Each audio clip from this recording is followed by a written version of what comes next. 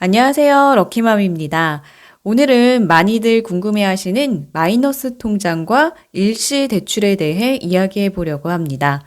우선 마이너스 통장은 대출이 아니라고 알고 있는 분들이 많은데요. 마이너스 통장도 대출 맞습니다. 만약 나의 신용대출 한도가 5천만 원이라고 하면 이 5천만 원을 일시 대출이나 마이너스 통장 중에 선택하는 겁니다.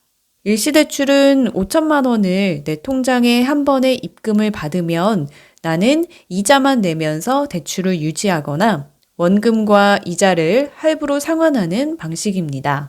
마이너스 통장은 일반 입출식 통장에 잔고가 없어도 5천만 원까지 쓸 수 있는 한도를 부여하는 건데요. 이자는 내가 쓴 금액만큼 매일매일 계산을 해서 한 달에 한 번 정해진 날짜에 납입하게 됩니다. 일반적으로 금리는 마이너스 통장이 더 높습니다. 일시대출의 경우는 매월 이자를 납입하기에 은행에서는 안정적으로 이자 수입이 발생하는 반면 마이너스 통장은 약정만 하고 쓰지 않는 경우도 많아서 금리가 일반적으로 조금 더 높습니다. 그러면 어떤 경우에 일시대출을 쓰고 또 어떤 경우에는 마이너스 통장을 쓰는 게 좋을까요? 예를 들어 전세보증금이 조금 부족해서 신용대출로 1천만 원을 받은 경우에는 보통 전세계약이 2년이니까 정해진 2년 동안은 1천만 원을 다시 받을 일이 거의 없잖아요. 이런 경우에는 금리가 낮은 일시대출을 이용하는 게 좋습니다. 그런데 요즘 공모주에 관심 많으시죠? 일반적으로 청약 증거금은 며칠만 예치하면 됩니다. 보통 2주 내로 다시 증거금을 받을 수 있는데요. 그런 경우에는 마이너스 통장에서 빼서 며칠만 쓰고 다시 통장에 입금하면 됩니다. 이런 식으로 마이너스 통장을 이용해서 공모주 청약을 하기도 합니다. 그러니까 정리를 하면 기간이 1년 이상 길게 정해진 자금은 금리가 낮은 일시대출을 기간을 짧게 예상해서 금방 다시 들어올 자금이나 비상시 대비하는 자금은 마이너스 통장을 이용하는 게 좋겠습니다.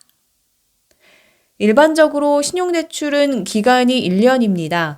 매년 재직 여부를 확인하고 소득도 확인해서 연장을 할 수 있고요.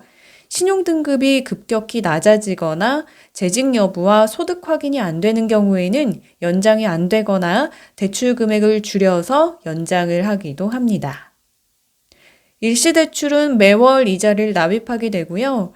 마이너스 통장은 내가 마이너스 통장에서 쓴 금액만큼만 일할 계산을 해서 이자를 납입하게 됩니다. 즉, 마이너스 통장을 약정만 하고 쓰지 않았다면 이자를 납입할 필요가 없겠죠. 중도상환 수수료는 내가 약정한 기간보다 일찍 대출금을 상환할 때 내는 수수료인데요. 일시대출의 경우는 보통 중도상환 수수료가 있고 은행별로 또 상품별로 차이가 있습니다. 또 중도상환 수수료 면제 기간은 기관별로 다르니까 확인하시면 좋을 것 같습니다.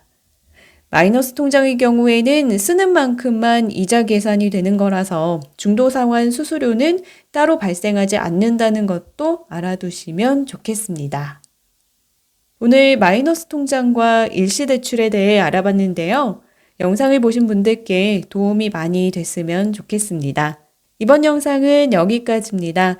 영상이 유익했다면 좋아요와 구독 부탁드립니다. 감사합니다.